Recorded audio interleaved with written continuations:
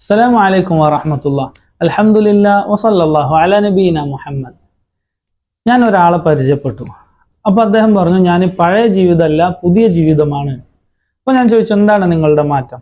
അദ്ദേഹം പറഞ്ഞു, പണ്ട് ഞാൻ എന്തെങ്കിലും പ്രയാസം ഉണ്ടായാൽ, പ്രശ്നങ്ങളിലൊക്കെ കുടുങ്ങിയാൽ ബദ്രീങ്ങളെ, മുഹീദ്ദീൻ ഷെയ്ഖെ എന്നൊക്കെയാണ് വിളിക്കാറുള്ളത്.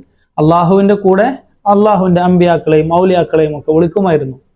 പക്ഷെ പിന്നെ ഞാനിപ്പോൾ മാറി മനസ്സിലാക്കി, അള്ളാഹുവിനെ മാത്രമേ ഞാനിപ്പോൾ വിളിക്കാറുള്ളൂ. ഞാൻ ചോദിച്ചു, നിങ്ങളിത് മാറാനുള്ള കാരണം എന്താണ്? എങ്ങനെയാണ് നിങ്ങൾക്ക് ഈ ഒരു മാറ്റം ഉണ്ടായത്? അദ്ദേഹം പറഞ്ഞു, നാട്ടിൽ അള്ളാഹുവിനോട് മാത്രം പ്രാർത്ഥിക്കണം, പ്രതിസന്ധികളിലും പ്രയാസങ്ങളിലും അള്ളാഹുവിനോട് മാത്രം സഹായം തേടണം എന്ന് പറയുന്ന ഒരു വിഭാഗം, അള്ളാഹുവിൻ്റെ കൂടെ അമ്പിയാക്കളെയും ഔലിയാക്കളെയും ഒക്കെ തേടാം, അവരോടും തേടണം എന്ന് പറയുന്ന മറ്റൊരു വിഭാഗം. ഞാൻ രണ്ടു കൂട്ടരുടെയും തെളിവെടുത്ത് പരിശോധിച്ച് നോക്കി. അള്ളാഹുവിനോട് മാത്രം തേടണം എന്ന് പറയുന്ന ആളുകളുടെ തെളിവ് വ്യക്തമാണ്, സ്പഷ്ടമാണ്, നേർക്കുനേരെയുള്ള തെളിവാണ്, വ്യാഖ്യാനങ്ങൾക്ക് പോലും ആവശ്യമില്ലാത്ത തെളിവുകളാണ്. ഉദാഹരണത്തിന് ഖുർആനിൽ അള്ളാഹു പറഞ്ഞു, അമ്മൻ യുജീബുൽ മുൽത്തറ ഇദാ ദഅാഹ് വയക്ഷിഫു സൂ. പ്രയാസത്തിലകപ്പെട്ടവൻ പ്രാർത്ഥിച്ചാൽ, വിളിച്ചാൽ ഉത്തരം നൽകാൻ അല്ലാഹുവല്ലാത്ത മറ്റാരുണ്ട്? ഇയ്യാക നസ്തഈൻ, സൂറത്ത് ഫാത്തിഹയിൽ അല്ലാഹുവേ നിന്നോട് മാത്രം ഞങ്ങൾ സഹായം തേടുന്നു.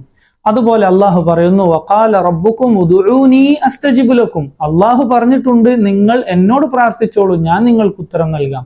ഖുൽ ഇന്നമാ അദ്ഉ റബ്ബി വലാ ഉശ്രികു ബിഹി അഹദ. നബിയെ പറഞ്ഞു കൊടുക്കുക, ഞാൻ എൻ്റെ റബ്ബിനോട് മാത്രമേ ദുആ ചെയ്യുകയുള്ളൂ, അവനിൽ ഞാൻ ഒരാളെയും പങ്കു ചേർക്കില്ല. ഇങ്ങനെ നേർക്കുനേരെ, വ്യാഖ്യാനങ്ങൾ പോലും ആവശ്യമില്ലാത്ത തെളിവുകൾ.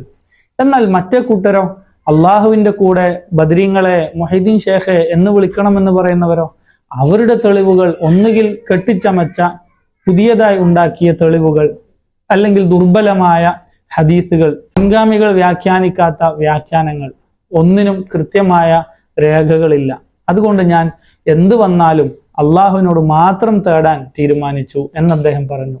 അള്ളാഹു സുബ്ഹാനഹു വ തആല എല്ലാവർക്കും മനസ്സിലാക്കാൻ തൗഫീഖ് ചെയ്യുമാറാകട്ടെ. വസ്സലാമു അലൈക്കും വറഹ്മത്തുള്ളാഹി.